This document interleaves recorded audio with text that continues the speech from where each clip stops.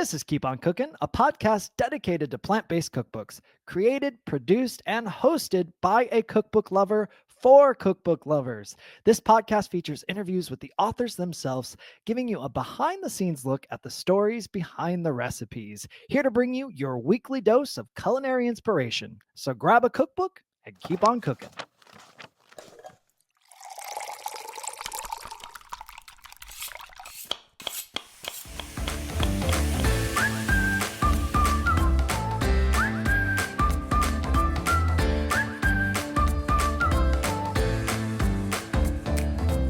I'm Dustin Harder, and this is Keep On Cooking. Hello and welcome to Keep On Cooking, the only podcast dedicated to plant-based cookbooks. I'm your host, Dustin Harder, and I'm the human version of a 3 a.m. Amazon purchase. Confusing, unnecessary, but somehow essential. Here to share in my bemusement of life, it's David Rossetti. Hey, Roro. Hey. Doo-doo? Doo-doo? Da-da? Har? I don't know. I don't. David's students or past students have called called him Roro. Mr. Roro. I don't think there's anything for me. Nothing works there. Da-da? Yeah. Da-da? Da-da, no. And har. Nope, none of it. None of it. Goodness. Well, welcome back, everybody. We're back from spring break. Took a couple weeks off. Because we're in high school. Yeah, that's exactly right. Exactly right. And burnout and exhausted. But anyways, we're here to chat about a classic today, the Chicago Diner Cookbook. And we are blessed to have a very special guest and dear friend, Kat Berry, with us to chat through the book. So before we get to that, what's coming up? Well, the Queen of Vegan Cheese officially announced her new book, and it's the one people have been waiting for, The Vegan Creamery, Plant-Based Cheese, Milk, Ice Cream, and More by Miyoko Schinner is available for pre-order now. It's coming out on September 16th this year, 2025. And we know and love Miyoko Schinner. She's a vegan dairy expert, has figured out the best way to make these plant-based milk products mimic real dairy over the past 3 decades. So she knows what she's talking about. And she's ready to share these meticulously curated recipes in The Vegan Creamery. This book encourages people to dig deeper into what various plant milks can do. You'll learn to use the age-old concepts of culturing to make French-style soft truffle cheese, perfect on a charcuterie board, and fermenting plant-based milk to create Reggie goat cheese, a tangy spread that is delicious atop a pizza. That sounds delicious. It does. And you'll use a typical plant-based ingredients like watermelon seed milk to make mozzarella and mung beans to make halloumi. Alongside these delectable dairy-free cheese creations, you'll learn to make pumpkin seed oat yogurt to serve with a bowl of fresh fruit or salted maple chocolate chip cookie ice cream to satisfy your cravings for a rich dessert. And Miyoko has become a leader in the evolution of plant-based dairy. She is Miss plant-based cheese and Ladies everything. And please welcome Miss Plant-Based Cheese. Miss Plant-Based Cheese. And through her recipes and stunning photography, you can learn how to craft beautiful vegan food for everyday life that will expand your palate and help save the planet. The Vegan Creamery is just the cookbook to guide you on your plant-based journey. Yes, and there's no reason not to know something while we are covering the Chicago Diners Cookbook today, a staple meat-free diner since 1983, y'all, here in Chicago. I was curious, what and where was the first all-vegan diner? Let me just figure here. The first all-vegan diner is widely considered to be the Spiral Diner and Bakery, which opened in 2002 in Fort Worth, Texas. Founded by Amy McNutt, Spiral Diner was modeled after a classic American diner, but made entirely vegan. Everything from burgers and milkshakes to cakes and comfort food without any animal products. It was super groundbreaking at the time because vegan food back then was mostly seen as either super health focused or very niche, and Spiral made it fun and junky and nostalgic. Now, I had the chance to eat there once. Have you ever eaten there? Then I was thinking, I was like, wait, did we eat there together? No, I remember because I was there. I was filming Vegan Roadie season 1, but we had nothing scheduled to film there because I was also on the road with Annie at the time. Yeah. And so actually I was doing, I think the week leading up to it in another town, I had done like a juice cleanse, and I was so excited to get to this area so I could have Spiral Diner. Oh my God, I love it. Yes. Now let's talk about today's book a bit. the new Chicago Diner Cookbook, meat-free recipes from America's veggie diner. Discover the secrets of delicious meat-free comfort food with this collection of recipes and anecdotes from the Windy City's premier vegetarian eatery. Since it first opened in 1983, the Chicago Diner has won local devotees and national acclaim with its all-American style of vegetarian and vegan fare. In the new Chicago Diner Cookbook, co-founders Mickey Hornick and Chef Joe Kaucher share their favorite recipes, memories, and thoughts on the evolution of vegetarian dining.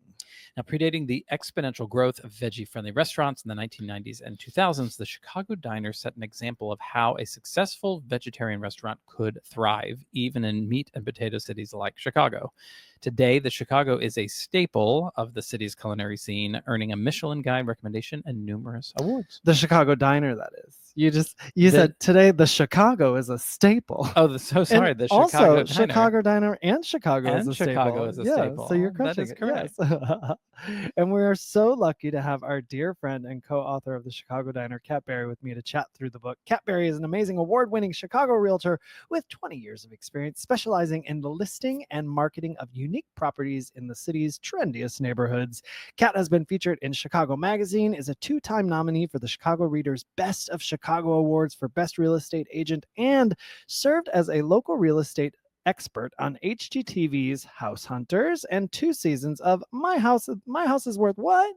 She previously worked as a columnist. Ooh, that's weird. Say it like it's spelled, right? Columnist. But right, But it's columnist. columnist. Columnist. There we go. Columnist. But there's a lot of there's an M and an N and then the I and assist. Oh, well, she served as one of them for Realtor Magazine and was recognized as one of Realtor Magazine's 30 Under 30 in 2009. Get it, girl. As a certified international property specialist focusing on France and the European Union, Kat is a member of French of Compass, a national network of real estate professionals. She specializes in eco-friendly retrofits and sustainable housing in Chicago. Kat is deeply involved in her community, assisting small business owners in securing homes and storefronts in the Logan Square, Humboldt Park, Wicker Park, and Bucktown neighborhoods. And of course, she is a vegan cookbook author as well. And no shocker, a Paris-based teacher with a French degree from the University of Michigan. Here she is to talk about her ties with the Chicago Diner, how she came to be a co-author on this fabulous book. And of course, we get into the recipes like we do here on Keep On Cooking. So here she is to tell us all about it. It's Kat Berry. She has a passion for Chicago architecture, neighborhoods, history, and food. Please welcome the queen of modern living to the Keep On Cooking podcast. It's Kat Berry. Hi. So glad you're here. Oh, I'm so happy to be here. It's great to see you. We're going to dive right into your icebreaker question. Okay, So, great. what's your favorite Chicago neighborhood and what do you love most about it? Okay, so my favorite Chicago neighborhood is Logan Square, where I have lived for the last 12 years. Amazing. Yes, I love it so much. It's so beautiful. My favorite thing about it is the expansive green space. Love We it. have a huge park like right in front of our house. And then my second favorite thing is that I can walk to like 5 or 6 vegan restaurants within Oh, which 15 ones? minutes. Or What- vegan friendly, I should say. Yes. What are you able to vegan-friendly. walk to that you love? Or like, what are a couple of your favorite Well, go-tos? The Chicago Diner, Yes. Logan Square location, which Never I heard of helped it. open. I know it's brand new. Now it's like, gosh, almost it's 11 years old already. Yeah. Casa Yari, obviously not totally vegan, but Mhm. so That's amazing. such great stuff, yeah. So wonderful, and Yari's a wonderful person, and Mhm. it's just the food is fantastic. And those vegan brunch items. Oh my god. Oh, the French toast. Oh my gosh, it's so good. And The have you French ever had toast. like I personally love a Virgin Bloody Mary? Ooh, I haven't. Her Bloody Mary mix that she brings. I love Bloody Mary. Like even if I go to Chicago Diner, sometimes I'll just get like the Bloody Mary mix on the rocks because they also have really good Bloody Mary I'm mix. here for that. But Yari's comes with like a sprig of fresh rosemary. Love that. And like it's just so beautiful. And it's in like one of those copper mugs. that Yeah, they yeah, eat, yeah. Like, Like the cocktail. what is that? The Moscow I Mule guess. Yeah, I coming, don't know. I think. I don't ever, Yeah. I drink those, but yeah. Oh, I love that. Yes. I haven't been there since before we moved here. David and I need to make a trip to Yeah. Casa All Yari. right, well, we need to maybe do like a I love double it. date there. Yeah. Double. If can we do brunch? Because Yes. I want to get me some like. As long as I I'm just schedule like it dreaming in. about that French toast. Yeah. As long as I schedule it in, I can make a brunch date work. Ah, fantastic. All right. So it's a date. Casa Yari. Mine is so I wrote this isn't a neighborhood in here, but obviously I haven't been here long enough. Actually, I have another question No, for we spent a you. lot of time here. You've lived in Logan Square for 12 years. How long have you been in Chicago? So I consider myself being from the Chicago area because I grew up an hour and a half from here And in you like southwestern trained in all Michigan, the and we time. I trained in remember from all the our first time. combos. Yes, Yeah. and we would go to. My family's been members of the Art Institute forever. Great. Shakespeare Theater, all that stuff, and we would always come in every holiday season and go shopping at Marshall Fields and spend the night, go see the Nutcracker, spend the night. So, and we would do that all via train. There's several commuter trains that go back and forth. So I grew up in southwestern Michigan. My oldest brother moved here in 1989 to go to Northwestern. Mm-hmm. So I've just spent so Yeah. many formative times. Like the first time I went to a bar. Was, Yeah. Oh, I when love was in it. high school. I went to. He took me to one and whatever in Evanston. So good. You know, I got my belly button pierced in Wicker Park in Oh the my early gosh. 90s. Yeah. So, you know, all these fun memories. So, but and then I moved here for like a year in 2003. Okay. Left for several years and moved back in 2012. Okay. And Yeah. so 12. Oh, so I So I've guess been you've in been in pretty Logan much Square that whole time. Yeah. Yeah. Okay, great. I lived briefly with a friend in Wicker Park when I first moved back. For a few months, I lived with her until I like got my bearings and found the right place to live, because it's hard to. It can be very hard to find a place here. As you know. Yeah. She says, as you know, because bless Kat, this marvelous woman, is our realtor and has helped David and I in our transition to Chicago. And we went through a whole roller coaster.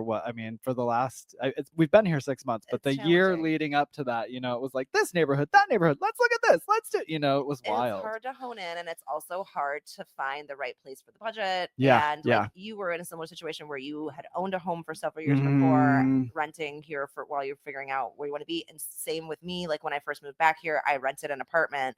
I hadn't rented anything in over 10 years. Yeah. So they were like, "Where are your landlord references?" I was like, "Here's the proof like, that I what? paid my mortgage." Yeah. Decade. Yep. Yeah. Like, what are you talking Like about? landlord reference. Yes. Well, I'm gonna say my favorite neighborhood is Andersonville because it's where I live and I'm obsessed with it. And like Andersonville is amazing. I'm obsessed with it. Diverse community, unique shops, boutiques. It's got so good great. food, historic charm, you know, green spaces, thriving arts and culture, LGBTQ plus friendliness, great transit access, all sorts of things. So like all these things are so I love it. It is like a little north, but like I don't mind at this point in my life. Like it takes me out of like the hustle and bustle just enough. You know, I feel that serenity when I come home too. Like I was down in not Beverly, but sorry, I'm like blanking on the name of this neighborhood right now. In the South Side, super cute, really fun area. It reminded me a lot of Pittsburgh, where I lived for a long time and was a real estate broker there as well. And because all the homes are like right on the sidewalk, and that's very similar to Pittsburgh, and it's like a row home style where everything's connected, frame homes. And I was like, I love it down here. It's like really cool and gritty. And then I came home. Turned onto my street and I was like, there's this like incredible Edwardian architecture all around me, and like giant, you know, yellow brick, gorgeous buildings and trees and vast green space. And I was like, never mind. Yep. It's so funny. It's so fun. It's like when David and I go to New York now, we're there for like 3 days. We're like, why did we ever leave? We love it. And then on day 3, we're like, okay, we're ready to go. Yeah. We're ready to go. Well, listen, before we get into the Chicago diner of it all, I think you have some information that might be of great value to our traveling listeners. You recently got married. Congratulations. Thank you. And then even more recently, honey, you had a honeymoon in France. Yes. Please. So I was hoping you'd give our listeners some tips on where to find the best vegan eats in France, or at least scratch the surface, because I saw your socials and that's a whole episode in itself. So what can you tell us vegans who might be venturing off to France? First of all, learn a couple keywords. The key to successful traveling in France is just trying a little bit, even though they will respond to you in English, most likely, but just giving an effort. They're very big on their culture and language. They didn't like me and David. Just are like, hi. Yeah. Like, we were there for 2 days, and it was part of like a bigger overall trip, but we definitely, it would have benefited us to at least try. At least try to say bonjour and parlez-vous anglais. I mean, just simple things. Yep. But on the vegan tip, Paris is amazing. I think it's ranked like, I think the 3rd or 4th most vegan friendly city in the world. Nice. People are always really surprised when I tell them that, but you have to keep in mind that the French love food. Yeah. They are obsessed with anything food and beautiful and delicious and that brings pleasure to life. So food is that. And so there's going to be, if they're going to have any type of a food scene, it's going to be good. And additionally, like the EU in general is so eco-friendly, eco-conscious. They have to be. They have so much less space than us. Everything's much more, like a gallon of gas is $9 a gallon there.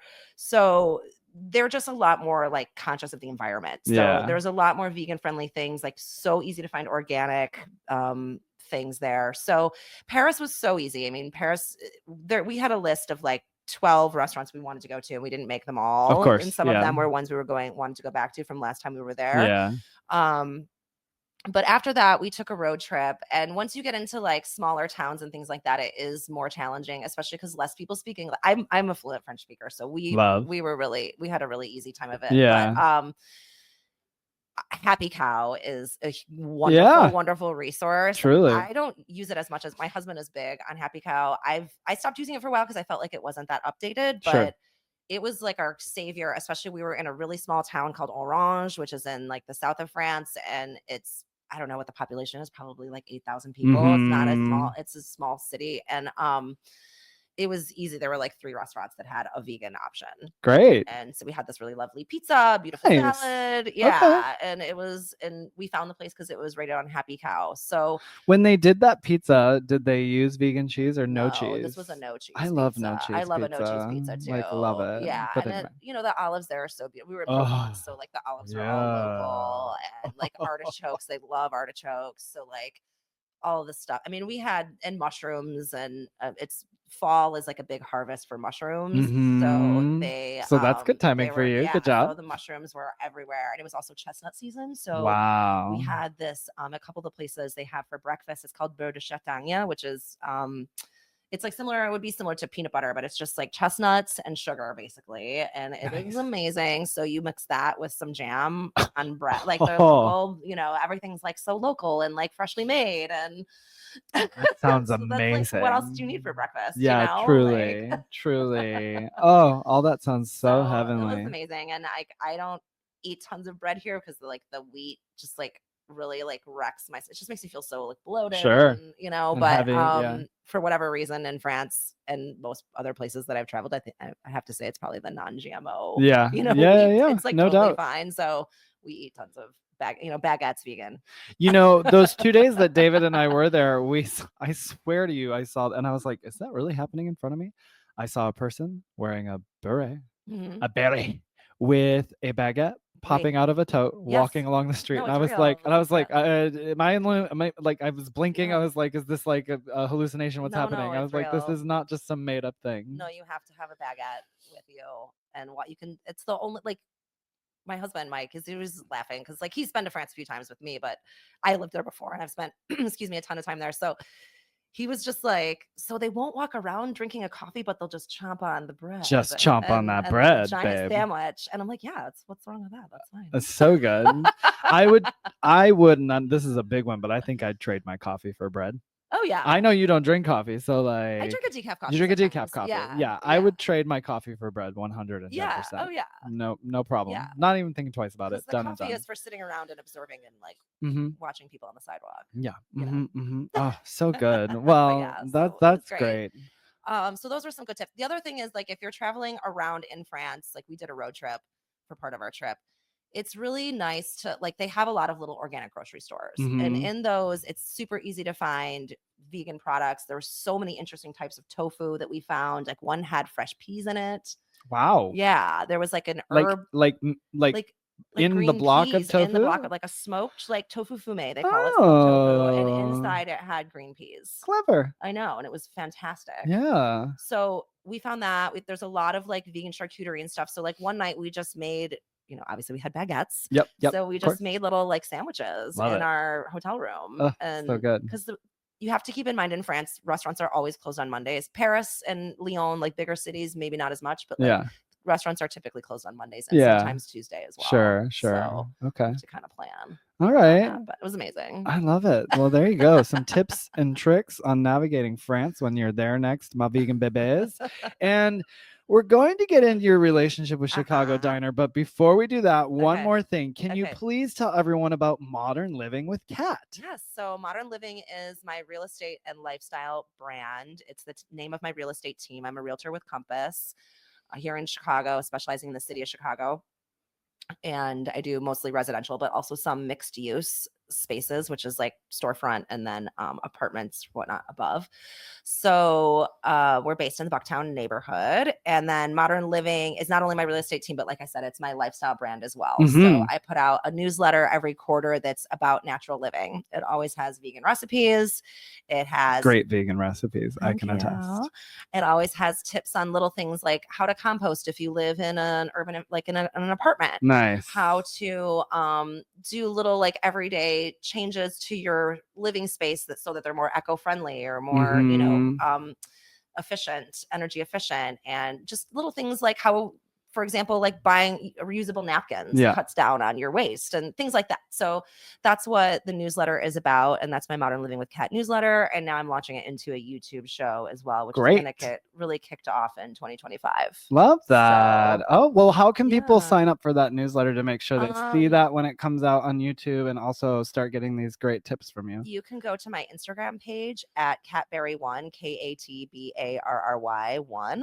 And shoot me a DM. Great. And I'll put you on the list. So the newsletter is a physical mailer.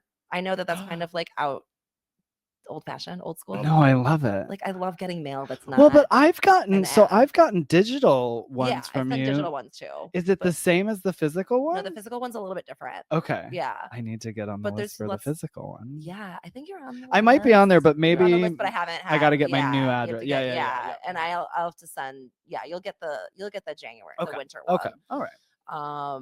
So yeah, it's a really fun piece that I put out. And then I love, I for a couple years hosted a TV show called The American Dream Chicago. And it was, it was my Modern Living, but through that. And I went around and interviewed like different businesses like Upton. Yari and like businesses that are making an impact on their community in a positive way. And then I would take a tour of a property in that vicinity of the business. So it's going to be like basically that. A version of that. Yeah. I love it. So yeah. Oh, that'll be so fun. Congratulations. Thank you. That's awesome. I can't wait to see that. Those are my passion projects. And also I get to highlight, local businesses that are doing good things for whether the vegan community, the environment, or just the community in general. And then also highlight neighborhoods that I love. I do have to say, I've been in Chicago 6 months, and what impresses me the most is probably the community driven aspect in most spaces that I've been in here. It's just huge. A very supportive, loving town. And David and I are in love with it. Like we really are. We're 6 months in and we're so happy to be here. We look around sometimes and we're like, oh my God, I love this town. Like truly. It really is the best city in America. And one of the best cities in the world. Yeah, I agree. So many reasons. Like all the things we were talking about, why we love our individual neighborhoods. There's 77 neighborhoods in Chicago, and literally all of them have some aspect of those things that we mentioned, which is really amazing. And then you're never more than a couple of miles away from this freshwater ocean we have out here.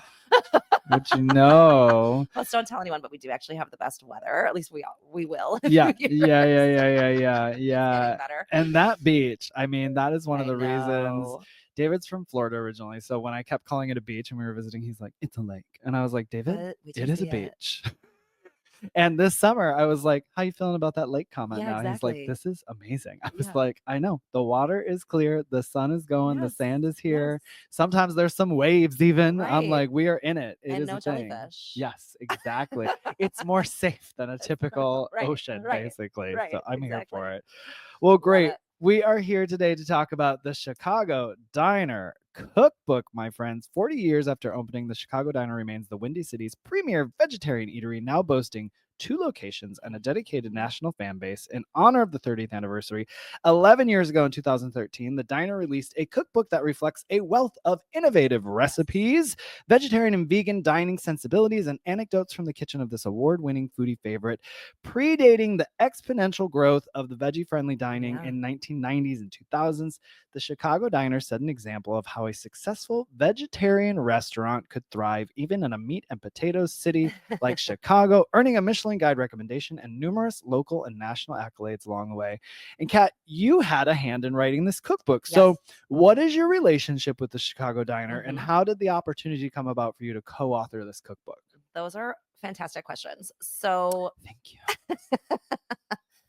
let's see here. Let me take you back to like 2009. The real estate market crashed. I got divorced. I was living in Pittsburgh. I did not want to live there anymore. I owned So life was really good, life is was what I'm getting from great. you. Life was great. Yeah. It was lots of changes. Uh-huh. I owned a house in my hometown in Michigan with my brother, and I decided to just like kind of move there full time. And I was still sort of selling real estate in Pittsburgh through with some people I had there. But I basically what I did was I wrote letters to every vegan business that I knew of, or vegetarian business that I knew of in Chicago, basically pitching myself to them as someone who's very experienced in business development. And, could I come work for you in some capacity, Nice. basically? And the only person that responded to me was Mickey Hornick. And we immediately hit it off because Mickey also had a background in business. He was in finance prior to getting burned out and quitting and going to work to wash dishes at what was then the bread bowl, bread box, bread. bread. The bread something. You're Bread. correct. Yes. I can't believe it's in the. I can't believe I can't remember this right That's now. all right. That's Sorry, all right. Mickey and Joe. Bread Bowl Diner or something, which later became Chicago Diner once he bought it. But anyway, The bread shop kitchen. Bread Shop Kitchen. There we go. There we go. We got there. We got there. Which was a vegetarian place back in the late 70s. So anyway, he recognized in me some of his same things that he was going through at the time that Yeah. he did that made his transition. And so we basically for like almost 3 years tried to figure out a way to work together. And in the meantime, I started a vegan bakery in Michigan and a vegan catering company in Michigan. And I was working on that and writing my own recipes and working with a lot of the farmers that I met at the farmers market. And Mickey and Joe, the owners of Chicago Diner, they have a house in Michigan near where I was living. Okay. And they would come by the farmers market sometimes and buy my stuff. And we just had this, he was a mentor to me. Yeah. And we had a bond, and we're both Libras. The connection is there. Yeah. Yep. And, business hippies, basically. Yeah. Love So things were just winding down with my business. I knew I didn't want to stay in Michigan forever. I knew I needed to get back into a city, and they were getting ready to do some big things for the 30th anniversary. So Mickey decided to bring me on to work on business development, helping to open the new location in Logan Square, promoting that. Promoting at the time, they had a big partnership with Whole Foods that was taking off with the cakes, with their vegan cake slices that they sell and whole cakes that they sell at Whole Foods, and also then the cookbook. So there were these three big projects that they needed help with. So I went to work for them part-time, and I worked for them part-time for several years, getting these three big projects launched. And you would think that the launching of the restaurant was the biggest, which I didn't, I wasn't the main go-to person on that. Sure. I was mostly involved with the PR in the neighborhood of Logan Square. Yeah, which is a whole beast in itself. It was a whole beast in itself. And we did the farmers market because I had a lot of experience with farmers markets. And that was a big way that we got outreach into that community. But the cookbook, I ended up working as not only the project manager for that, but also co-author with Chef Joe, the original chef of the diner. And the recipes in it are a combination of her things that she and Mickey love to make at home together, longtime diner favorites, a few things of mine, and then things that various chefs and kitchen managers and stuff have left the diner over the years. Okay. So great. it really was. And then all the cocktails were Mike Palmer, who was the head of cocktails at the time, the bar manager at the time. Most of those cocktails were developed by him, as well as some of the other bar managers. And then Del Nakamura, who was at the time the head of marketing for the diner and had been for a number of years. He did the photography and kind of the creative on Mhm. it. So it was really cool because I got to help negotiate the book deal. I got to help put together the structure of the book. Sure. I had so many color-coded spreadsheets. Yeah. Yep. We oversaw the recipe testing, and then just sitting like every week for like hours, I would sit with Joe and we would just talk about what do you need in a vegetarian or vegan. The cookbook's vegan. The restaurant is vegetarian with a vegan leaning Yeah. tendency. So everything comes vegan unless you ask for cheese, Yep. basically, is Yep. the philosophy. And there's a lot of reasons why they do it that way that we're not going to get into Sure. right now. Yeah. But Yeah. sitting and talking with Joe, who is this pioneer in plant-based vegetarian cooking and making that cuisine approachable. And so it was just like, that was such precious time getting to spend all that time with her and learn Yeah. from her and hear what she's done. Because at the time, I've been vegan since 2007.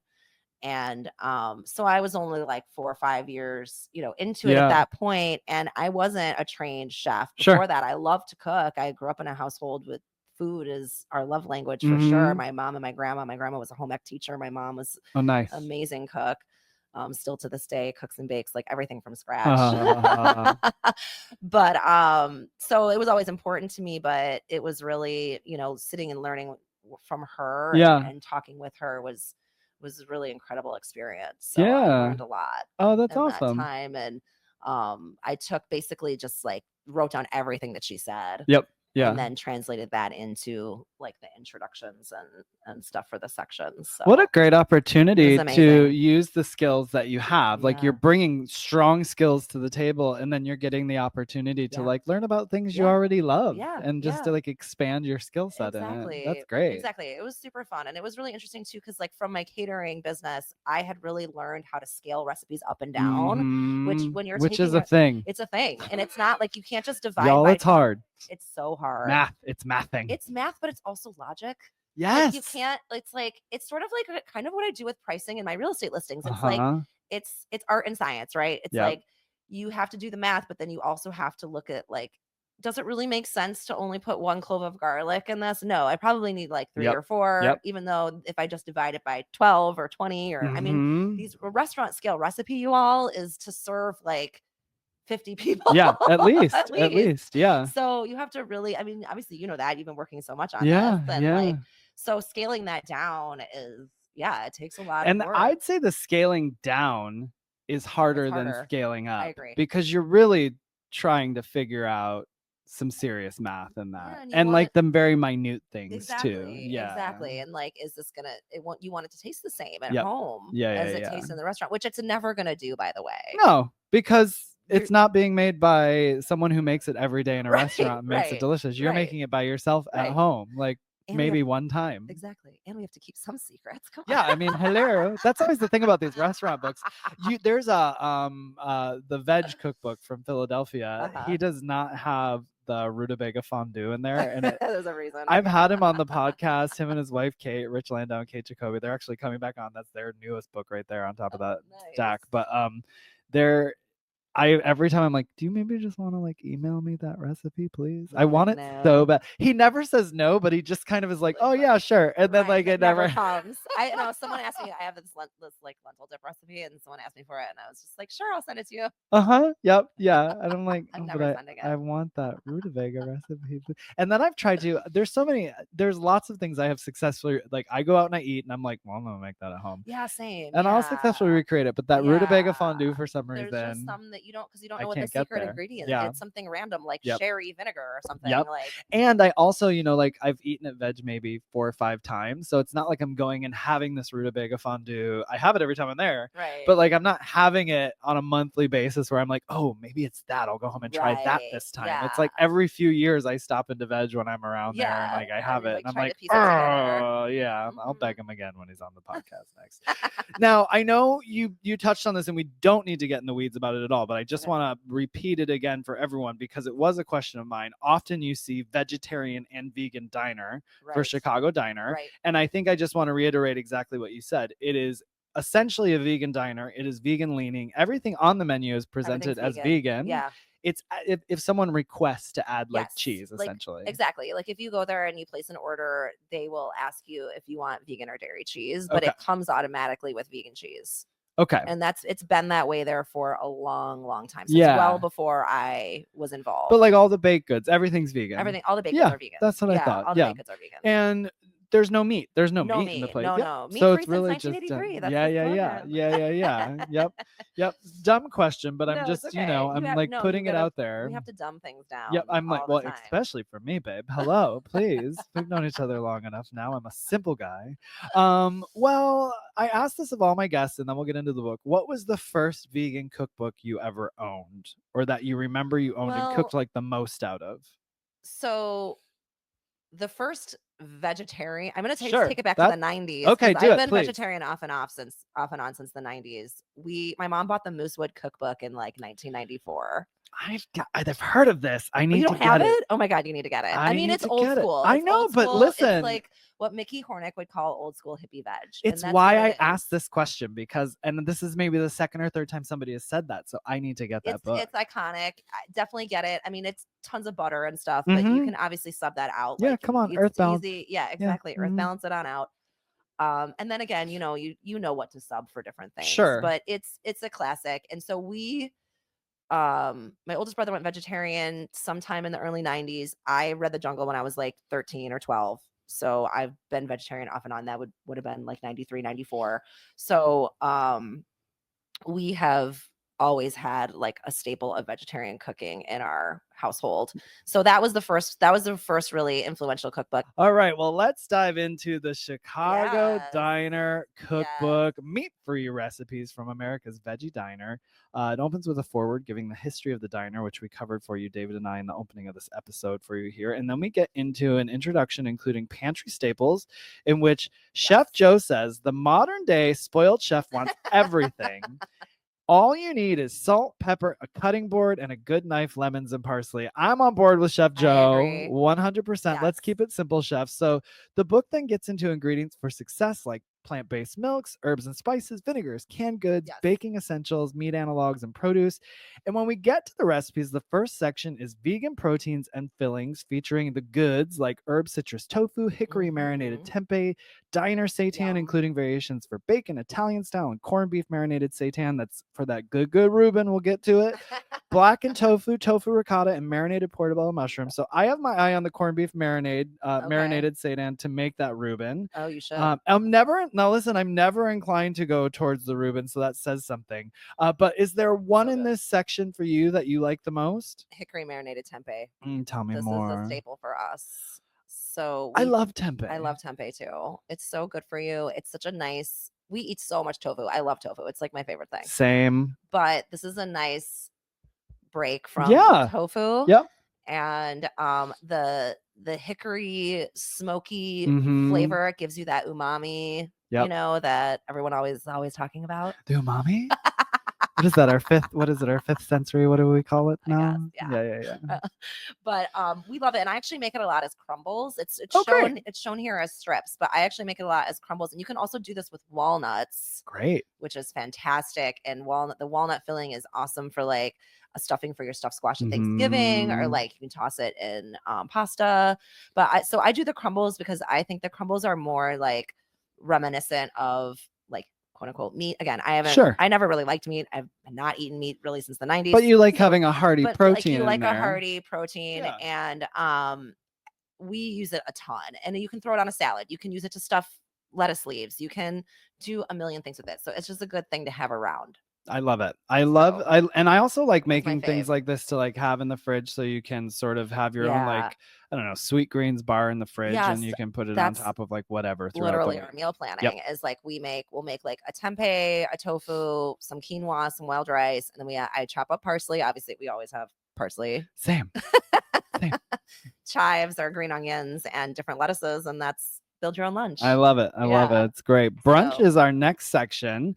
So, Kat, what is your favorite brunch item in this book? There's a lot in the section, but can I just briefly? Oh, please tell me more. Yeah, give me some love. Oh, talk about tofu ricotta shout out. Yes. So absolutely. every good old school vegan as a tofu ricotta recipe because back when we became vegan, there was no tofu ricotta. There was no tofu or $17 Kite Hill ricotta. I know, which is so good. But we So good, but you get like 4 tablespoons. I I'm lying. It's know. 8 ounces. You have like a cup there, but like it's expensive. But for this that Kite tofu Hill ricotta is also, if you don't, so for this recipe here, Joe really likes to like blend it in the food processor and make it super, super fine so you can use it to stuff things. Nice. But I usually leave it. I'm lazy.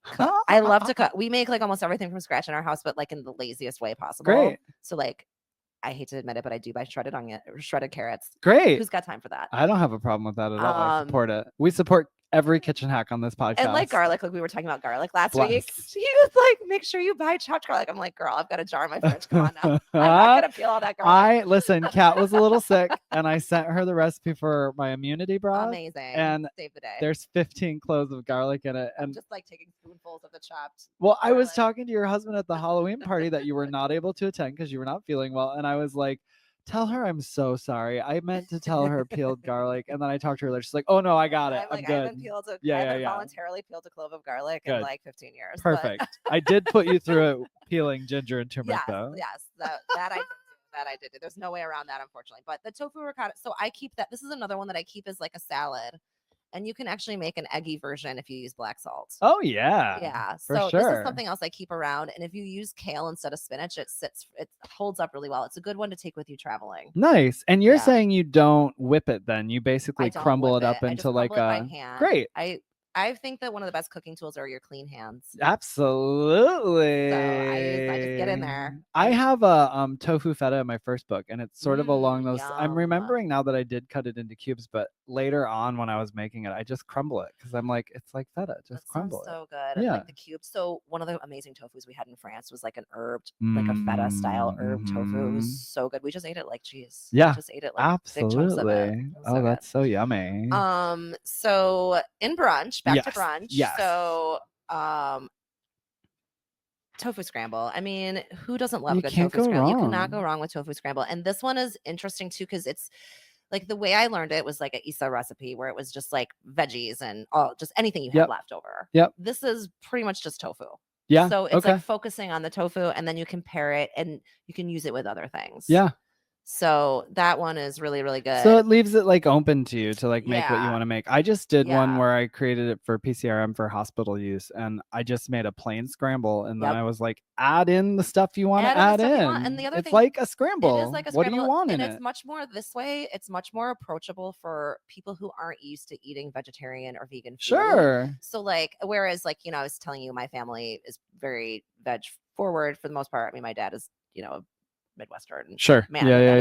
You're gonna do the thing. Yep. Mm-hmm. But if you present it like this with like a so if you don't have a family like that, if your family is much more like meat and potatoes traditional, like they can't imagine a day without eggs. Yeah. Make it this way. Great. Without the veggies. And then you can kind of do what you need to do. Spruce it up. Yeah. You can put it in a tortilla. You can make it a chilaquila. You can do whatever you want. Nice. Yeah. Nice. Very good. My other favorite in this section are the spicy grits. This is actually one of my recipes that was variation from one of mine. My mom is from the South and I grew up eating grits all the time. And so we had cheese grits at like every holiday. Yeah, because they're delicious. So good. Yeah. So the spicy grits are fantastic, especially if you, one of the things in the Midwest, one of the best things about living in the Midwest are all of our hot peppers. Our climate here is really I was going to say, what do you use peppers. for the spice in them? So, if it's like off season and you just need a jalapeno from the store, you can do that. But the best is if you go to the farmer's market and get fresh local peppers. Nice. But you can also just add cayenne. Yeah. Dried cayenne. Yeah. Little kitchen hack there, everybody. Exactly. See. Are you in love with polenta? Because yes, I'm in love with anything that's derivative of corn. Same. This house is the same. I'm actually working on a recipe for our friends at Upton's that's going to be like a corn chowder, chorizo chowder. Yeah. Let me know if you need a tester. Oh, trust, believe. I'll send it right to you. Yeah. And I love their chorizo too, so it's going to be so yummy. I love all plant-based chorizo. There is, I will say I think they call it chorizo. The field roast, like spicy sausage. Yeah, that's really good. Their spicy sausage is good. It's gone like too far for me. I love spice, so I'll Oh, just say that. it's This too is more spicy? me becoming an old man and not being able to handle spice. know Like what? I get hiccups now if something So is too I've spicy. always gotten hiccups when things are too spicy, but I Really? power through it always. I power through it. I just take deep breath. I do my yoga breathing. But wait, are you saying you power through and you still get the hiccups and you're like, whatever? I just wait until I do yoga breath till it goes away and just keep eating the spicy thing. Wow, commitment. I'm committed. But I will say this about spice, because I used to say I've never eaten anything that's too spicy for me. And I still, for the most part, I did have a raw ghost pepper once, so that was probably too far. Yeah. But I Did will you have the say hiccups for days when you ate that? there was more of a visceral reaction than Yep, that. but- understood. Okay. Yep. But what I've realized in the last couple of years is that I think a lot of really spicy food is just hiding flavor. And I don't want things that are so spicy I can't taste the The flavor, other the other items. flavor. Yeah. So yeah. so I still really like spicy food, but I've definitely toned it down. Like I don't do my hottest hot sauce anymore. I Yeah. do like crystal hot sauce, which Yep. is just like Yeah. mild but vinegary and I hear delish, you. Yeah.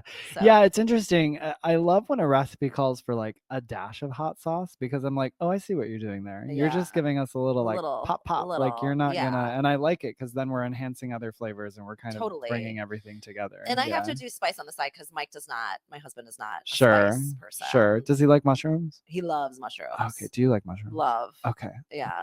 I'm always trying to find what other couple has what David and I have, where I have a love of mushrooms and David's Oh. like, take that out of everything. Mackenzie and Dylan. There we go. They're I a knew it mushroom had to mismatch. exist. Yeah. She must love mushrooms. No. No, she doesn't. I'm trying to think of the no bones menu. No mushrooms. No mushrooms. Like I'm going through it in my brain of what I remember, and I'm like, wow, I've never had a mushroom at their house.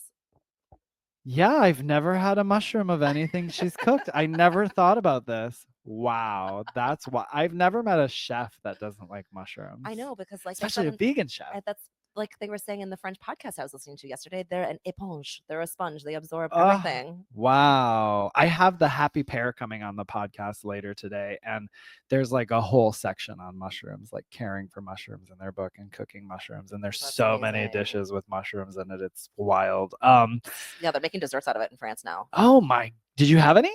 Yeah, we had one with figs. So good. Figs and mushrooms? Uh-huh. Was it like a mousse or like It was what? like sugary, yeah. Wow, that's amazing Yeah. to me. Everybody, Mackenzie DeVito, owner, founder, operator Queen. of Total Queen, No Bones Beach Club. We used to be 3 fabulous locations. Now she's got her own gig going on with it. You'll learn more about it as things start to progress. But she is just an outstanding chef, Yes. and so I am floored that she does not like shrooms. I can't wait to see her again next and be like, I just learned this about you. Well, we have lots of fan favorites in know. the brunch section here, Yeah. from breakfast chorizo and even a vegan fried egg made from extra firm Silken tofu. tofu. Yeah. Oh, is it I think silken? it's silken. I think it's made from Nice. silken tofu, if I recall. I haven't made it in a long time. Very but it's, good. Yeah. Zucchini bread, which every great Midwesterner needs a recipe for. Love. And they got the Chicago Diner pancakes, of course. I'm a Yes. sucker for a good pancake, Love a and I know pancake. these are good. We got variations in here like cornmeal pancakes, which are Johnny cakes, and nutty Those are pancakes. my favorite. Again, corn. Yeah, right. The banana blueberry bran muffins. I actually Mm. brought these when I came over last summer. Which I don't know if you remember, I was obsessed with them. They're so I good. was They're like, my favorite. why are these so delicious? It's the molasses. It's so good. I love molasses. Yeah. And just like, how much is in it? A lot? A lot. A lot. A lot. That's why it was so yummy and rich and decadent and delicious, but Yeah. also full of like healthful ingredients. They're so healthy. You're not. Yeah. I love mean, there's a them. lot of fiber in these. Yes, Yeah. yes. We got biscuits and gravy, Love a good there's gravy. French toast. We got the muffins. We said cinnamon rolls and a couple of smoothies round things out. That's right. You gotta have your green smoothie to offset. Yes. Do you like how we put it next to the cinnamon rolls? I absolutely. It's about balance. It's about balance. Life is about balance. Speaking of, That's right. I've got delicious. I think the scones are in this those chapter. look beautiful. So and did I do it right? they look gorgeous. Great. You didn't say right. You said gorgeous though, look so I'll take gorgeous. it. But is it Yeah. correct? Yes, Do these that's look correct. correct? They look They correct. cannot be. It's No, okay. They're perfectly golden brown on top. And look, the a little piece of drizzle- cat hair, just like a vegan's home should be. Fantastic. So these are for you to take home if you want Oh, to. Now with amazing, the yes. cat hair included. I will take a Um, free cat hair. So vegan chai scones with a Mhm. maple glaze, and they really are so yummy, so so good. Love a maple glaze. There's also a recipe in here for maple whip topping. Oh, I don't know if you. is that like butter? It's like a whipped butter with maple, Please. and you can put it on muffins. You can put it on pancakes. So good. Yeah. Awesome. Well, Maple, love it. our next section is titled entertaining. So, Kat, if you were having Mhm. guests over, what is the recipe or two you would choose from So- this section that you know would be a hit with your One guests? of my favorite things to make in here are the tomato tartlets. So a big hack with this one is that these can be made. This is again the tofu ricotta, but you do want to put it in the food processor, Joe style, get, like, for the this whipped. one. Yeah, so you yeah, have yeah. it because they're so small. So you use like a mini muffin tin Okay. to make these. But a hack. So this one, it talks about making the crust from scratch, which Godspeed. If that's Sure, what you live wanna your do. life. Yeah. But what's our hack, The Kat? hack the is question. phyllo dough. Yes. Phyllo dough, baby. And most of it's vegan. You just got to Phyllo's look pretty at the much, package. yeah, just read it to double Just check, but make it's sure. usually accidentally vegan. Yep, you're usually Yeah. good to go. Yeah, so I use phyllo dough when I make these. Love that. Every once in a while, you can find little mini tartlet cups in the freezer section. I found them once when I was in Michigan for like a holiday, and you were like, the "Score." random like Martin's or like their regular Kroger or whatever Yep. grocery store had Yep. it. So Oh, great. yeah, Okay. love so the you gotta have the accidentally vegan stuff on hand for when you're I love in that stuff. some random place with your Yes, family. absolutely. And there's more vegan out there than we think, everybody. That's right. We've also got the drinks in this section I that we was gonna talked about. We say, got the Bloody so Marys. This section is really fun because we did try to pair the drinks with an appetizer that they could go well Oh, with. beautiful. Yeah. So what does that look like? So like the Bloody Mary Max, which you just mentioned, and this is, you can make it totally virgin. You don't need to add any alcohol to it. And it's fantastic. And I will say that the Chicago Diner makes almost everything from scratch in house, Beautiful. including the Bloody Mary mix. And Wow. we have those with the bacon wrapped dates, which you probably wouldn't serve together, but you could. You could. I just love dates so I know, much. me What's in too. those dates? I'm seeing green. Oh, that's a inside of them. jalapeno. Oh my gosh. So you're getting like hearty, smoky flavors Yep. from the bacon, sweet Yep. from the date, and some spice from the jalapeno. Cheese and Exactly. rice. And you don't have to make this bacon from scratch. You can buy one of the wonderful vegan bacons, but Yes. not tempeh bacon. It won't work because Not tempeh bacon. And that it'll one fall in here apart. looks like a perfect opportunity to use Upton's bacon. Yes, it does. Which Yeah. they just started like slicing like even thinner. It's like getting more and nice. more bacony as time goes on. That's awesome. Yeah. I mean, that's another thing I will shout out for this cookbook is that this is, you have to keep in mind it's from 11 years ago. So there's Yeah. like no, like I think there's a recipe in here that uses rice milk. Sure. I think I saw that. And I was I don't like, know when the oh. last time you used rice milk was, but Well, it was probably 12 years ago. And I thought that was like a very definitive choice when I saw it. I was like, rice milk it So, has to be it. I use rice milk a lot for baking. I Okay. don't really anymore, but I do sometimes. And I also, that was my base for my vegan ranch. Okay. Too, Okay. which I forgot until I like dug out the old recipe. Yeah. Recently. Yeah. So rice milk is nice because it sort of it gives that kind of skim milk vibe. Yep. It's a Totally. similar color, texture, taste. Yeah. It's light. It's light. It's light and airy. Yes. But yes. a lot of these recipes called for coconut milk, which is still, I would say, probably the best for baking because of the richness. Oh yeah. You get that richness in there. It's full. It's luscious. Yes. Luscious. Lots of good drinks in here too. Logan Square lemonade, a mezcal mule, and even a simple syrup for Sir Thomas Earl Grey simple syrup. Yeah, the simple syrup. The Earl Grey simple syrup is a fun one. And I love that you've paired these in here. It's always nice to have some drinks in an suggestions. entertaining section because beverages are always a good combo starter, and it's nice to pair it with stuff. There's so much to choose from in here. If I had to pick one to make for my guests, it would be between the meatballs with the barbecue sauce. I was just going to talk about those quickly. Please. They're just good. Please That's all do. I have to say. That's it. That's it. What's our base? Are we using a Vital Wheat gluten base? I believe this one is, yeah. And then the barbecue sauce, I'm assuming, the is barbecue sauce is from barbecue scratch, sauce. which is I would Beautiful. encourage you to at least try every once in a while. Yeah, it's a seitan base. Lovely.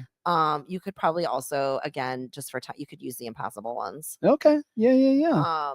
The other thing I love Kitchen in this hack. section are the ginger coconut tofu bites. That was actually going to be the next one I mentioned. These are Crispy so good. tofu covered. I haven't with, made these in a long time, but coconut flakes. yeah, I'm gonna make these for the holidays this year. It's like so fun to go. I haven't gotten out this cookbook in a while. I was so glad that you know, I was forced to for this because there's so many great recipes There's in great stuff here. in here. And Yeah. like I said, these ginger tofu bites, I have not made these in forever. Yeah. And I'm gonna make them this holiday season. Well, it's funny But- when you just said that for the holidays. Actually, a few things And- we've talked about so far. I'm like, oh, maybe I'll bring that to the table this year during the holidays. yeah, and there's some other good ones that are good for like, and these are things you don't have to advertise are vegan, like an olive tapenade, Right. the cashew pesto dip. This is such a crowd pleaser.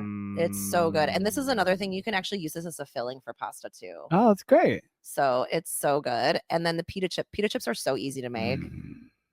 I just love pita chips so much. The key to a good pita chip is tossing it in, like keep the bag that you bought the Yeah. pita in Yeah. and toss it in that bag Oh, with the seasonings very and the oil and good. stuff. I love that. Yeah. Like after you make the pita into chips, you're saying Cut the put it pita. back in the bag. No, cut it. So cut the pita into like chip-sized pieces, Uh-huh. and while the oven's preheating, toss like herbs and salt and oil. So in you're the getting like bag all with the pita, pieces and and if you shaking in yeah. there. Love that. Yeah, I'm a fan of a toss in a bag. Look at that cute little tip. Mhm. That's good. It's a This fun one. podcast is yours. You can have it. Very good. Anything in this section before we move onward that you want to give a Those shout were- out to? Those were the main ones I wanted to touch on. The chocolate bark, super easy to make. I make that actually a lot for the holidays. That's something I make this almost every year for my clients. And it Yeah, gives them see, a I'm little- getting very inspired going Yeah. through this with you. It's so easy. That's actually a recipe that my mom taught me. I love it. Yeah. Oh, that's cool. There's a lot of stuff like that that's influenced. Like the stuff that the recipes that I had an influence on most of them were either my mom or my grandma. Beautiful. influenced. And my grandma actually passed away when we were finalizing this. Oh my goodness. I know. It's always was- so sweet to have a place to have a home to put recipes like I that, really, know, where it yeah. gets printed and you've got this like book you're holding in your Right, hands. right. It's so lovely. Exactly. So Well, this takes us into salads, dressings, and condiments my with favorite. healthful bites like arugula salad with cranberries and pear. We have a Waldorf salad, a simple kale salad, Mhm. red and green salad, and a tempeh Caesar salad. Great dressings. Yum. I love a good ranch, and we get the Chicago Diner vegan ranch dressing in here that starts off with a mayo base, so you know it's going to be yummy. You gotta have a mayo base. And is there a salad in here that's your go-to salad if you were So- to go visit the diner? I get the taco salad at the diner a lot, which I don't think is in here. Although, it is But a in taco here. salad The taco is so salad good. recipe. Oh, great. Yeah, and I also do love the Caesar at the diner with the tempeh. I've had that. I yeah, love it. and Yeah, those yeah, are the tempeh strips that we taught you the Yep. recipe for at Yep. the beginning. Yep. So, so that's a go-to when I go there. I order that a lot. I'm a big advocate and fan of making your own salad dressing. Yeah. It's super easy. People think it's like oh my god, you made your own dressing. It's like 4 ingredients. Put it in a blender and go, babe. Yeah. Yeah. Or shake it if you have Yep. like a salad Shake it up. shaker. I have one of those shaker things. Yeah, I got two. It's so easy. I And- have two of them, Kat. And like if you buy like the Follow Your Heart Ranch, which I'm not going to pretend I've never done. Sure. You buy it. It's Sure. like $6. Yeah. And it's not as good. Yeah. I don't like the Follow Your Heart dressings. I said it. There, I said it. Mike I loves said the honey it. mustard. I haven't had that one, so He loves it. maybe I It's will too with sweet it. for me. I'm not big on I do sweet like dressings. the Hidden Valley plant-based ranch Oh, dressing. do Yeah, you? I'm I just gonna don't- say it. oh, okay. Yeah, I said it. It's a Michigan thing, I think. guess, Like, yeah. I grew up on that shit, so like when it came And out, to I that was like, point, "Give me I that." haven't tried it. I should try it. Because Okay. yes, same. I got it in the fridge. You can try before you go. Okay. I will. I'll put some on my scone. On your Just kidding. scone. We're just getting wild We're and Michiganders. crazy We here. can do spoonfuls of ranch. Who are Yeah, we kidding? it's true. It's the truth. It's the truth of it. The truth of the matter. Oh my gosh. But it's easy to make your own ranch. So It's so easy. Some other salad. I mean, I love a kale salad, so I'm always trying to give tips on how you can travel vegan and take healthy things with you. And a kale is a great salad, one. And so kale salads, and especially because like I eat my lunch on the go a lot. Yep. So a kale salad's a really good one. to Just have holds around. up. It Like holds up. that green It is gonna holds up. hold up, and it's not gonna be gross if you eat it in No, the it's same actually day. better. I Yeah. think kale salad's better the next day or 2 days after. you We make it. would at Arden's Garden in Atlanta, where I was a culinary director for a couple of years. We would make. I developed a kale Caesar for them, and it would Yum. it was their grab and go, and we would do it every like 3 days, and it Right. would go out to the stores, and Yeah. like for 3 days, people would It buy, was- and it was like I'm mixed sure it with the was the dressing and best, like- everything. But it's that thing of like when the dressing sits on that rough kale, it becomes actually like It breaks it more down. chewable, more Yeah. digestible, all Yep. the things. So it's Especially actually if good. it wasn't like massaged really thoroughly Right, before it was right. packaged up. Yep. So yeah, so that's a good one to make. And the tahini dressings are my absolute favorite. I'm a creamy dressing gal. Same. So Same. tahini, and I'm like trying to be healthy. I'll make tahini instead of ranch. Yep. I know. I'm the same. Same.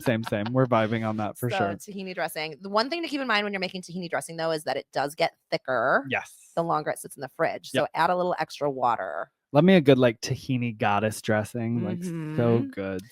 So I discovered one of my best friends is Hungarian, and she turned me on to this Hungarian spicy paprika paste. It's called Eros Pista. You can find it online. And I add that to my tahini dressing. Oh, that sounds great. So I'm gonna get some. I'm big on smoked paprika. Yeah, that's I sometimes in the rapid fire questions I ask people what their favorite spice is, and smoked paprika is probably really common been one. the most like Yeah, popular. Yeah, interesting. same. I also love it. Yeah. We'll see what I come up with in the rapid fire. It won't be that. I have Yeah, another one. I don't think I have that one for you in here, but Okay. now we kind of know. I think. Yeah, an I'll ask old- you now. What's your favorite spice?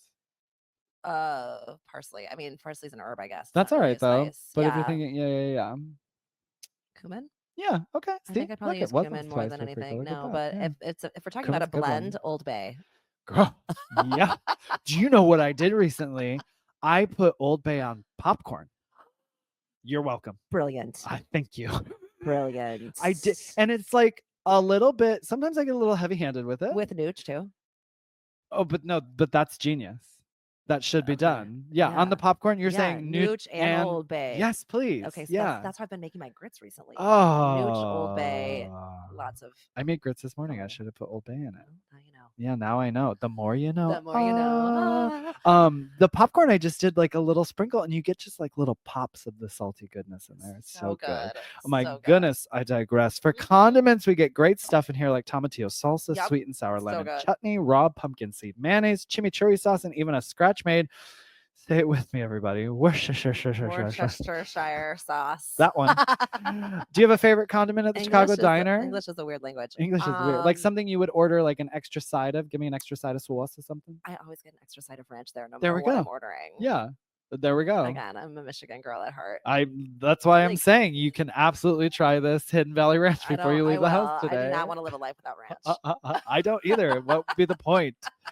Oh, our next section is soups and sandwiches, boasting the famous Radical Reuben. So I gotta tell you, yes, when I was filming the Vegan Roadie, everywhere I would go, they would say, "Oh my God, our Reuben is the best." So the first like few episodes, I was like, "Great, we'll try the Reuben," and then I got to a point where I was not like, eating any more Reubens. Well, not only that, I was like, well, every episode can't have a Reuben on it unless I had developed like I don't know some sort of like contest out of it or something, right? But I wasn't really thinking of that at the time. I was thinking we need to show a variety at vegan restaurants. So I got to a point where I would, when we were corresponding, my correspondence would be, okay, great, pick a couple of your most popular menu items, and I'd be like, and if you have a Reuben or nachos, sorry, we can't focus on those, but like what are your other popular ones? And I would get people who are like, oh, but everyone loves our Reuben is the best. And I'm like, because Reubens are delicious, like I get it. I totally understand it. It's not you, it's the sandwich, right? So I ask you for this one, is this Reuben really the best Reuben? It's so good. I mean, I have to, I'm not a big sandwich eater. Okay. I'm a wrap and salad person. Got it. But this one is fantastic. And whenever we order it, we order it like an appetizer and we cut it into small, beautiful little sections so everybody can have a couple of bites. And it's phenomenal. It has to be good because it made the cover of the book. Yeah. It's called the Radical Reuben. Reuben. It's radical. It's out there.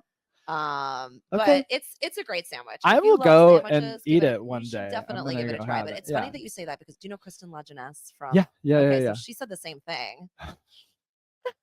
Well, the first time I went to Chicago Diner with her, I was like, you've had the Reuben here, right? She's like, no. I'm like, what? She's like, everyone wants you to try their Reuben. You know where I actually had the best one, and I think I've told this on the podcast before. I was filming in Indiana.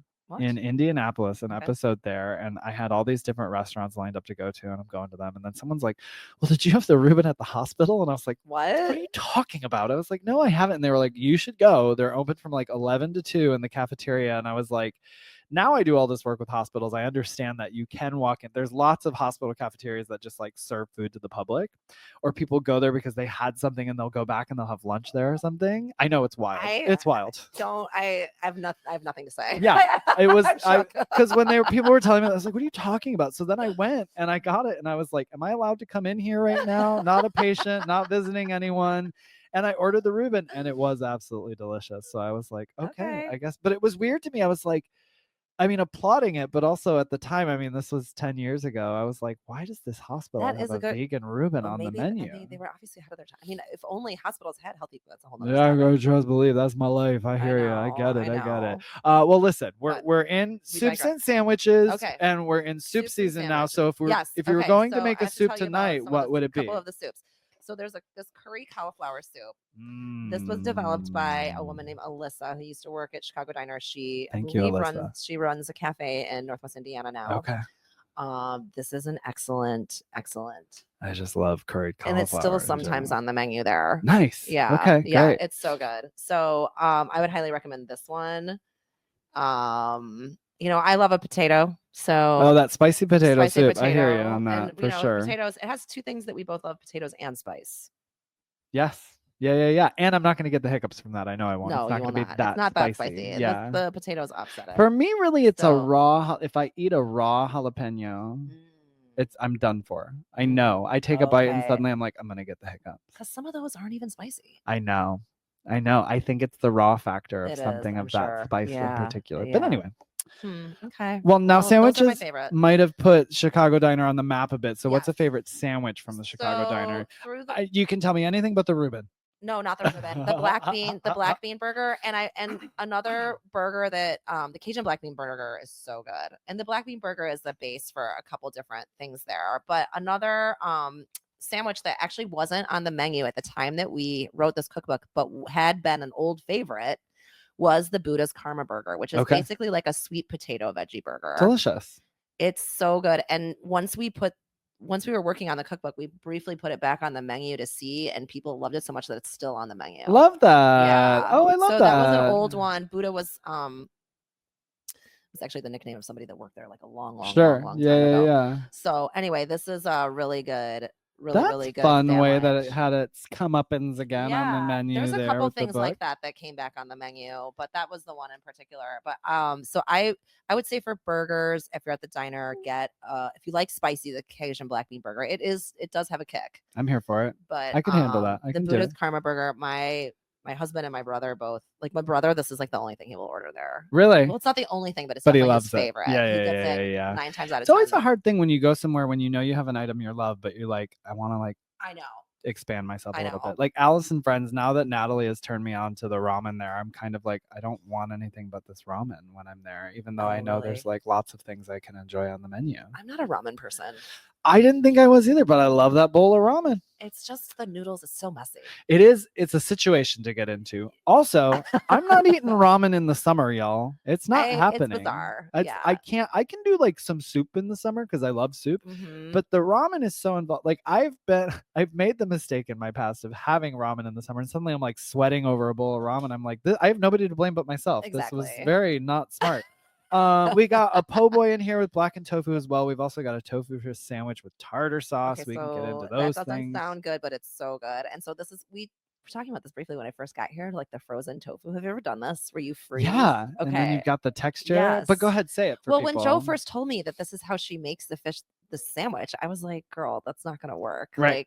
Like no, there's got to be a better way. But no, obviously she was right. She's the You're talking she's about the queen. double freezing, right? Where double you freeze it, freezing. you freeze the tofu, everybody, Yeah. you pull it out, you let it thaw, and then you put it back in the Freeze it freezer, you again. freeze it again, then you let it thaw, and it gives you a great texture that's really good for like chicken nuggets, and in fish this case, the sticks. fish sticks. Yeah. Yep, So mhm. if you ever see the Baja tacos on the Chicago Diner menu, get those because it has this delicious breaded, twice frozen thawed tofu. Wow. It doesn't sound good, but it's I mean, it fantastic. sounds good to me. The thing too, you think, oh, double freezing, that sounds like labor. It's not. It's not. You're putting something into the just freezer in and and pulling out, it in and out. out. It's like making Yeah. ice cubes. Yeah, you Yeah. just got to remember to pull it in and out is all Right. ultimately.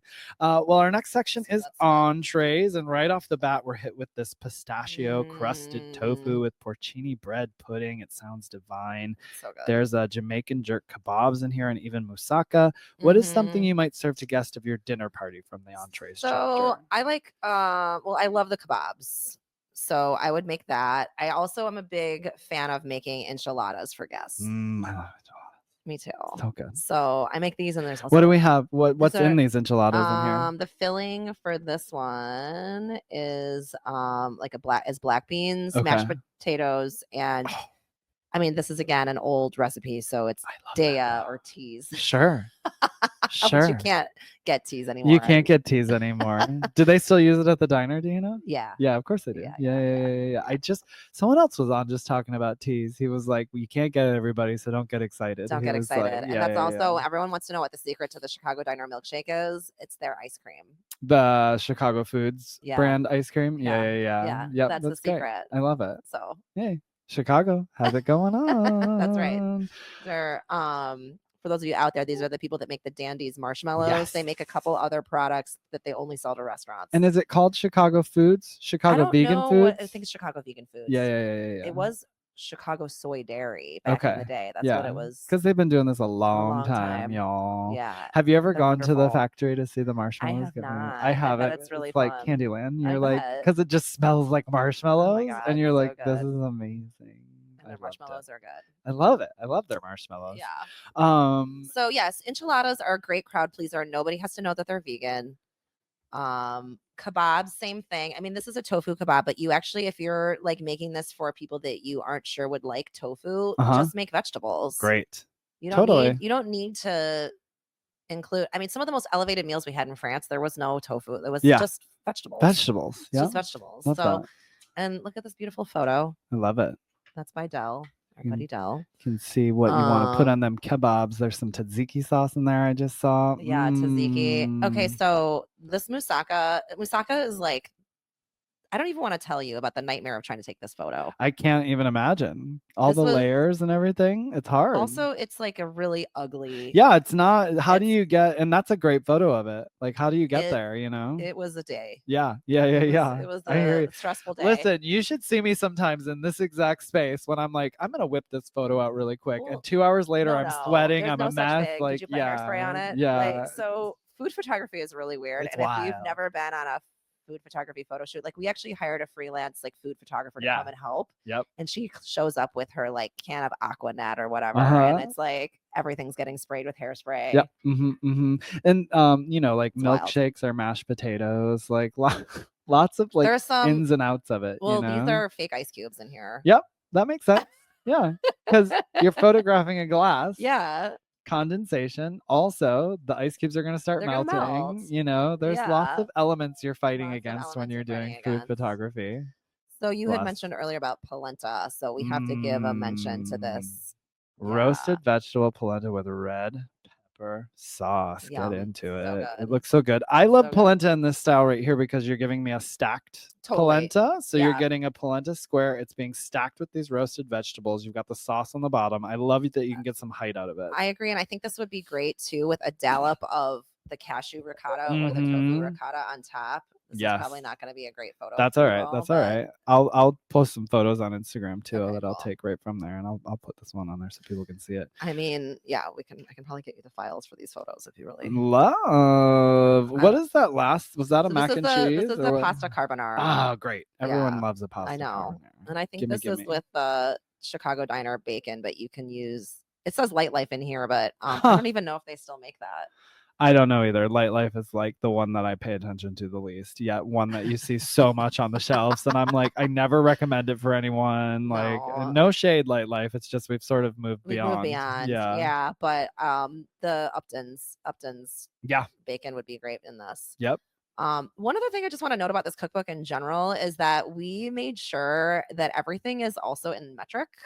Yeah. So for those of you that are not in the United States, it's easy to convert. I actually sent this recipe to someone in France, or not this recipe. I sent a recipe for the zucchini bread to somebody in France, somebody that I met there. That's great. And I was like, let me know if you need help translating it, but everything is already in metric. I'm actually shocked when I see cookbooks these days that don't put it in metric, because I'm like, you've now just cut off the usability of this book completely. Well, we're very ethnocentric. I want to say I think all mine.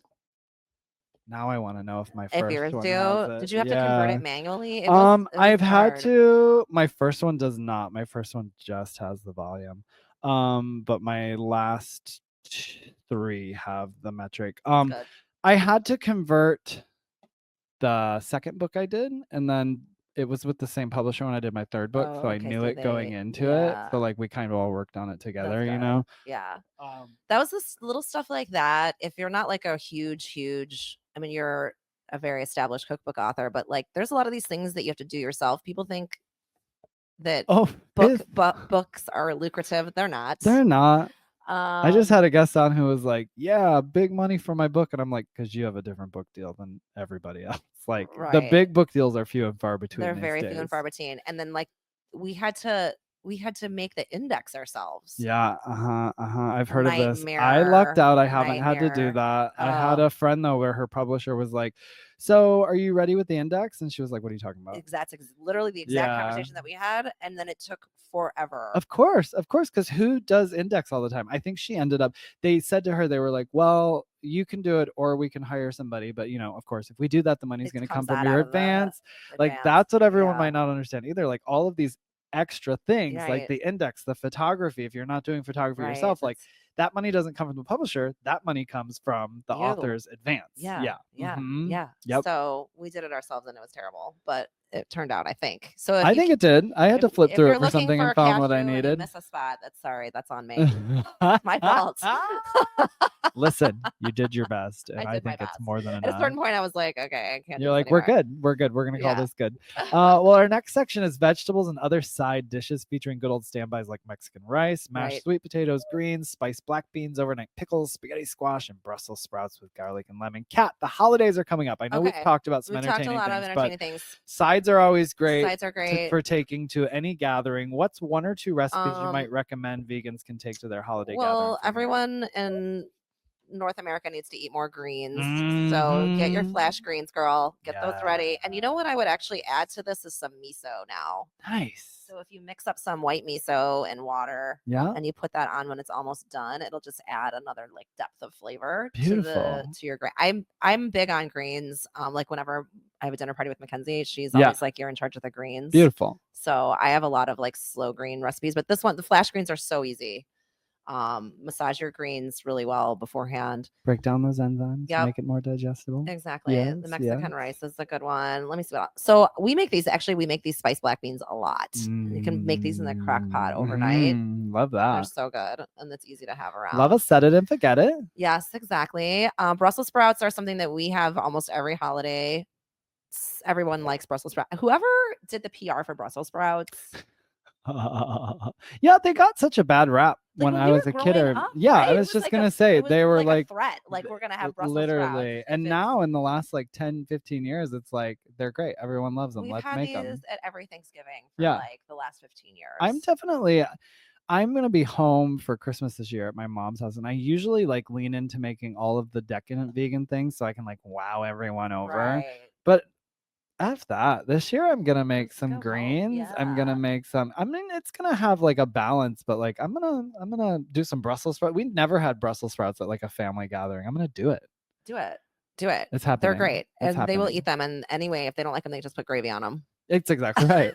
And I'll make the gravy, and it'll be delicious. So there. Exactly. Spaghetti squash is another good one, especially for Thanksgiving. Obviously, it's a squash heavy holiday, but spaghetti squash is really fun because it comes out looking like spaghetti. Yeah, absolutely. You can toss it with sauce if you and want. it's a healthy variation of that for you. So that's good. Exactly. Well, of course, all good things must come to an end, know. and as usual, it's bittersweet because the end is almost always dessert. If I could put a petition into play in America, I mean, the week we're talking, it's election week, y'all.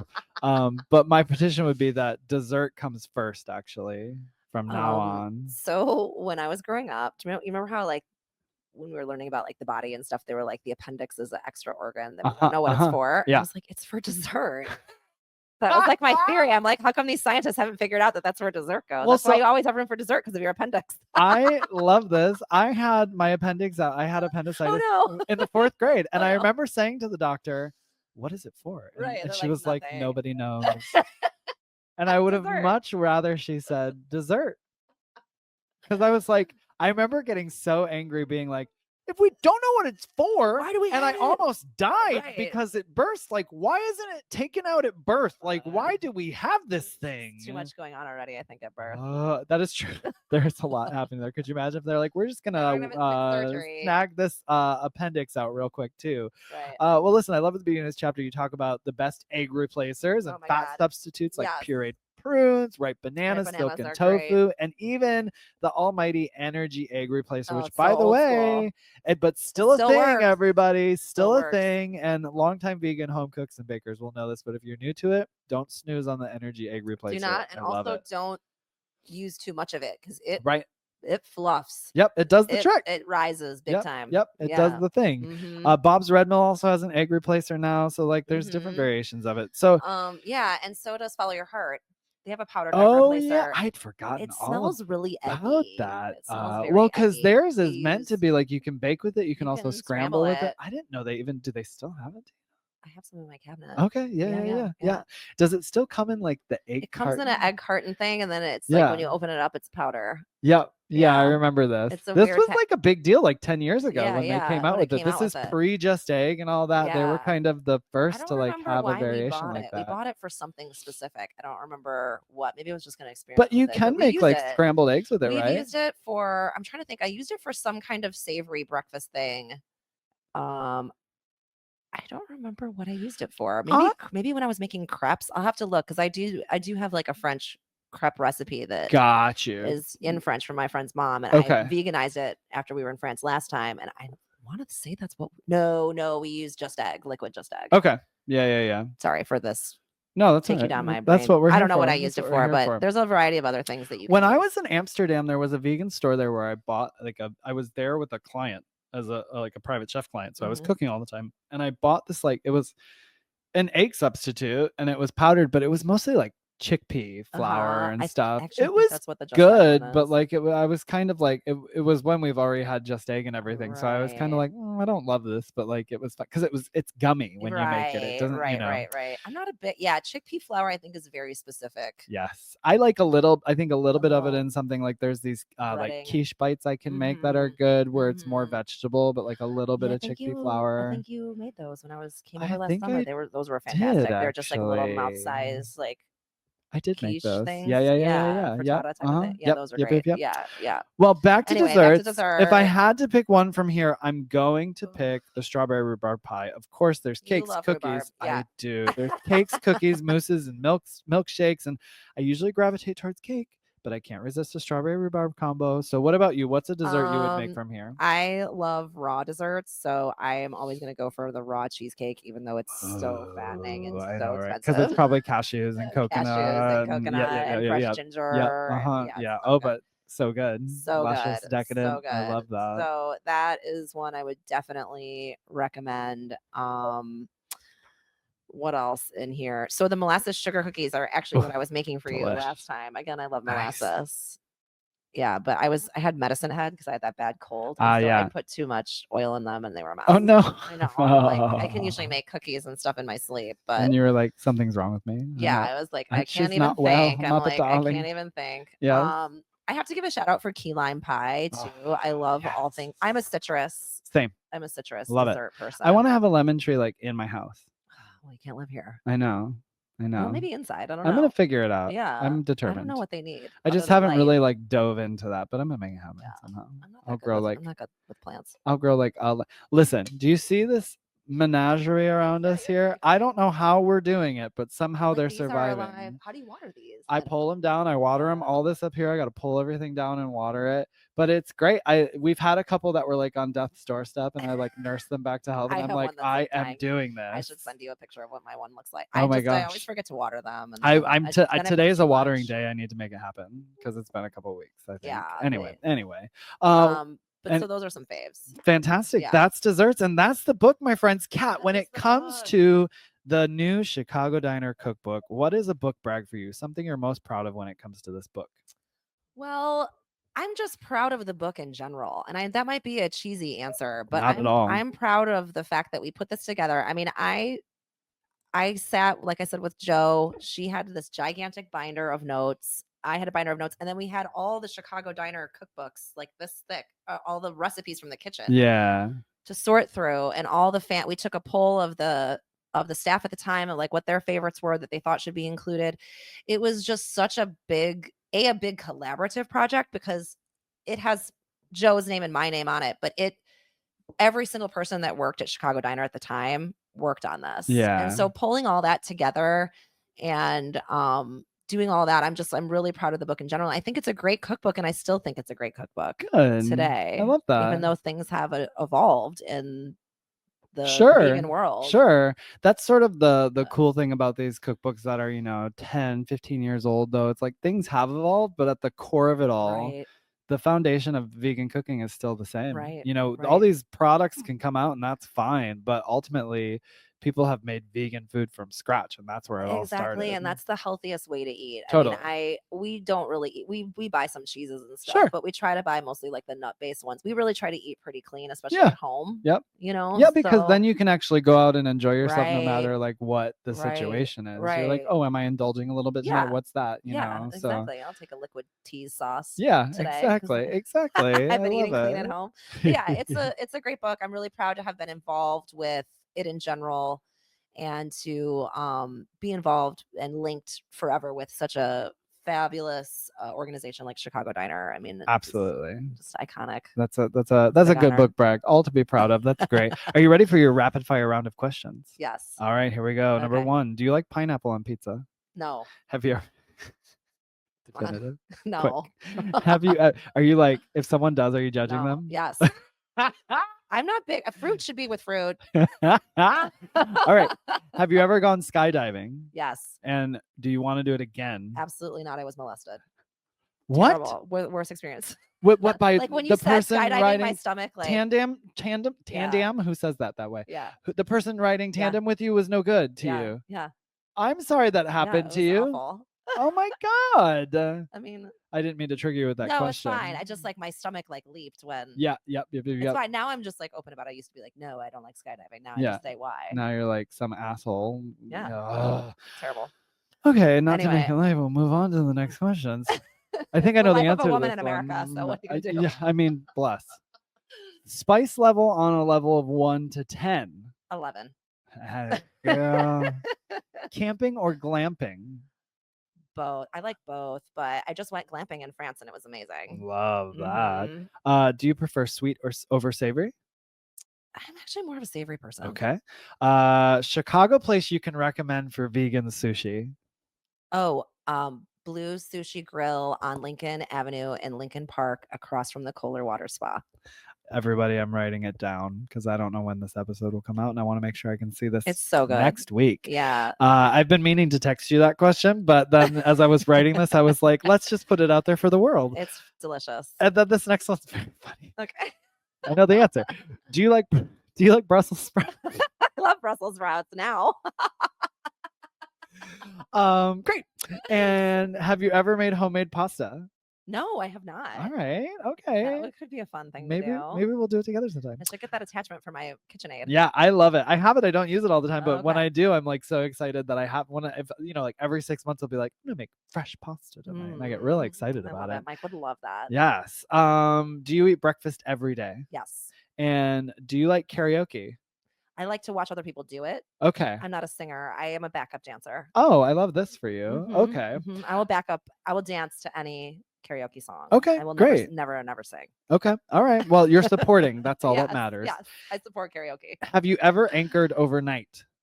Anchored overnight. What do you mean? Boat. Oh, yeah. I felt really like I was gonna throw it out there like I knew boat language. Kat's an avid boater queen. Okay. Yeah, I've lived on a boat for like a week at a time. There we go. Yeah. I was like, clearly I'm gonna like we're gonna vibe on boats On here. a sailboat. Do you like horror movies? No. And do you believe in ghosts? Yes. Okay, that's it. Good job.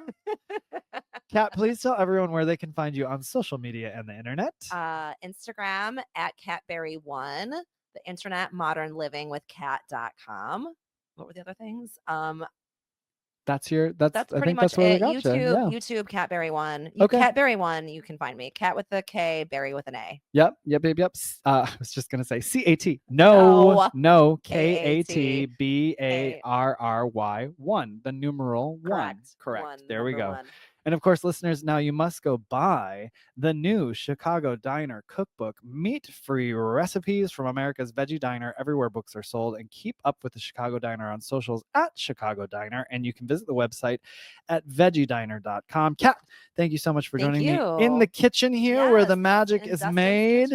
And I appreciate you taking the time to be here. Thank you. Thank you so much for having me. This is so fun. Thank you so much for listening. We'd be so grateful if you would rate, review, and subscribe wherever you're listening to this podcast. It really does help us. Yes, thank you so much. And don't forget to check out keeponcooking.com for all of the latest in recipes and Keep On Cooking updates. This has been a Muzzy Cat production.